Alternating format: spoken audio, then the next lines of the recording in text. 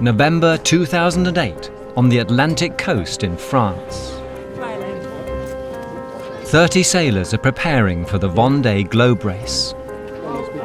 Each will single-handedly sail around the world, crossing the Southern Ocean. It's the ultimate sailor's challenge. They face a greater risk of dying than climbing Mount Everest.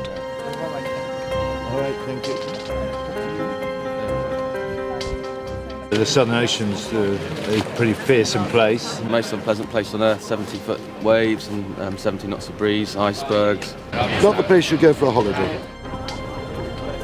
Family members know they won't see their loved ones for 3 months, and then only if they're lucky.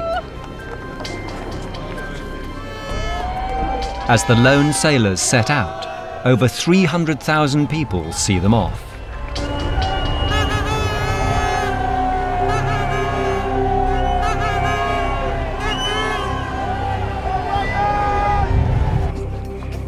Experienced skipper Tony Bullimore has sailed the Vendee Globe before and knows how tough it can be. You've got hundreds of spectator boats everywhere. Then slowly all the spectators disappear. You might be close to one or two of the other competitors and you wave once more to them and they wave back, good luck, and then you're on your own. Day 1, and the yachts head out into the North Atlantic.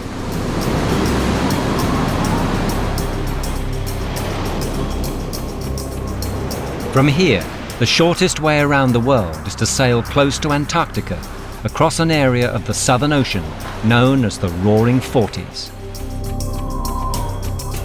In the 1997 Vendee Globe Race, Tony Bullimore discovered the unpredictability of this ocean for himself.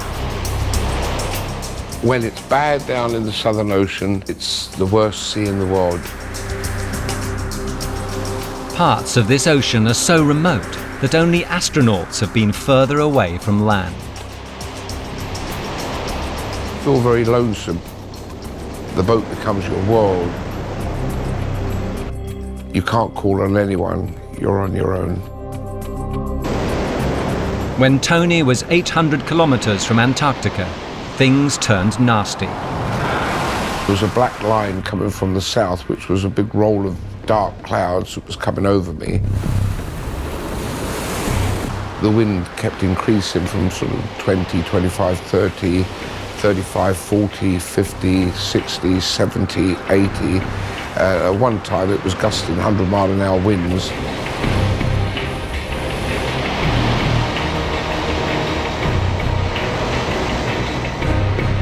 So then I'm beginning to worry about pitch poling, you know, with the boat rolling over. The heavy seas and strong winds finally took their toll. I hear this crack. Within seconds, literally 2 or 3 seconds, the boat had gone shoo. The keel had snapped. As the boat capsized, Tony found himself standing on the ceiling. Then, things went from bad to worse. The boom hit one of the viewing windows, which was now under the boat. It just burst open, and the water started to come in. It was quite amazing. It was like the Niagara Falls upside down. It just shot up in the air.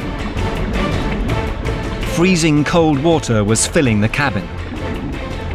Tony was left with just a tiny pocket of air to breathe. He had seconds to get into his survival suit, or he'd freeze to death.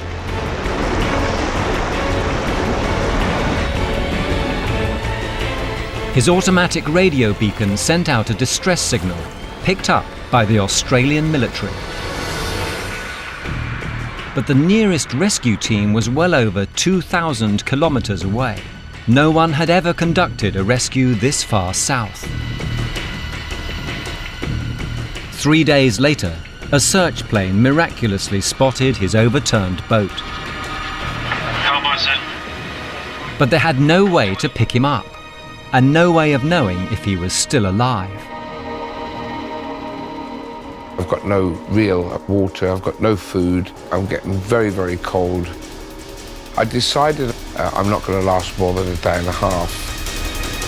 The Australian Navy sent a ship to the rescue, but it was still 2 days away.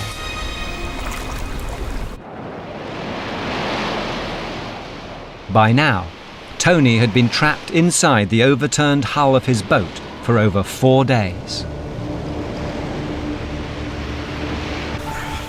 He struggled to survive in the icy water. All of a sudden I heard this banging. It was a team from the Australian Navy pounding on the hull of his boat and looking for signs of life. My ears pricked and I could distinctly hear the English language. 120. I took a few deep breaths, swam down a few feet, then swam out about 15 feet. And then I headed for the surface and a big grin came over my face and I said, God, I've been saved.